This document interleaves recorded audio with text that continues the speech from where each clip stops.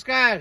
નમસ્કાર. હવે અમે ખેડૂત મિત્રના ખેતરમાં ઉભા છીએ અને કપાસની અંદર એની અંદર ગ્રો મેજિક નથી નાખેલું, અરે ભૂવસ્ત્ર નથી નાખેલું, અને ગ્રો મેજિક, એમઆઈ સ્પ્રે અને વીર આ 3 દવા છોટેલી છે. તો એમને શું રિઝલ્ટ મળ્યું એ એમના મુખેથી જ આપણે સાંભળીશું. તો વડીલ, આપણું નામ, શુભ નામ શું છે? મારું નામ પટેલ અંબાલાલ કૃષ્ણદાસ, ગામ ગોરા, તાલુકો જિલ્લો મહેસાણા. સારું, હવે તમે આ શેનો પાક વાયેલો છે? આ કપાસ છે. કપાસ. હા. હવે આ કપાસ છે, એ કપાસની અંદર આપણે ભૂવસ્ત્ર નાખ્યું નથી, અને ગ્રો મેજિક, વીર અને એમઆઈ સ્પ્રે 3નો છંટકાવ કરેલો છે. તો આની અંદર તમને કેવું રિઝલ્ટ લાગે છે?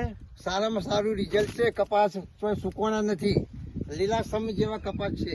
હા, અને ગામની અંદર બધા સુકાઈ ગયા છે. ગામમાં, આખા ગામમાં કપાસ સુકાઈ ગયા છે, અને આખા ખેતરની અંદર કપાસ સુકાણ્યો નથી. અને આની અંદર રૂ કેવું છે? રૂએ જાડું છે, અને કપાસ પણ અંદર આ રૂ પણ સારું છે, અને કપાસનો દાણો પણ મોટો છે, અને એનું વજન પણ વધારે છે. બરાબર છે ને? હા, બરાબર. તો આની અંદર તમને રિઝલ્ટ દેખાય છે ને? સારામાં સારું રિઝલ્ટ દેખાય છે ને? તો આ પ્રોડક્ટ નાખવાથી તમે સંતોષ છો? હા, પૂરેપૂરો 100% તો સંતોષ. બીજા ખેડૂતો શું કહેવા માંગો છો તમે? અમે અભિપ્રાય આપીશું, ભાઈ આ ખાતરનો ઉપયોગ કરો. હા, રિઝલ્ટ મળે છે. મળે છે. અને અત્યારે નહીં નાખી તો 1 વર્ષ પછી તો નાખવાના. અને હવે આ એમને રિઝલ્ટ મળ્યું છે, તો આપણે બાજુમાં જ એમનું ખેતર છે, અને રાયડો વાવવાનો છે, તો આપણે ખેતરમાં જઈશું. હા, આવો.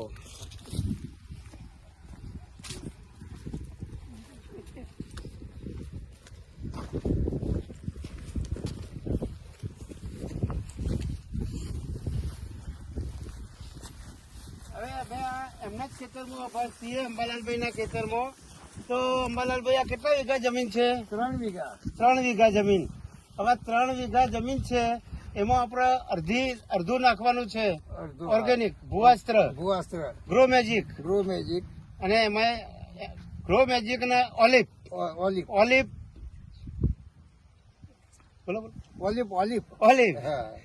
ઓલિવ સુપર 16 આની અંદર નાખવાની છે, જમીનમાં નાખવાનું છે, અને છંટકાવ પણ કરવાનો છે.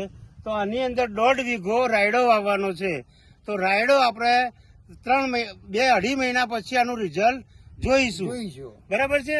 અને વિચાર કરો કે આજે એમને કપાસમાં રિઝલ્ટ મળ્યું, તો આની અંદર 1.5 વીઘો બીજો રાયડો વાવવાનું નક્કી કરેલું છે. તો તમે સંતોષ છો ને? તો થેન્ક યુ, તમે સમય આપ્યો, ખૂબ ખૂબ આભાર. જય હિન્દ, જય માય લાઈફ ટાઈમ.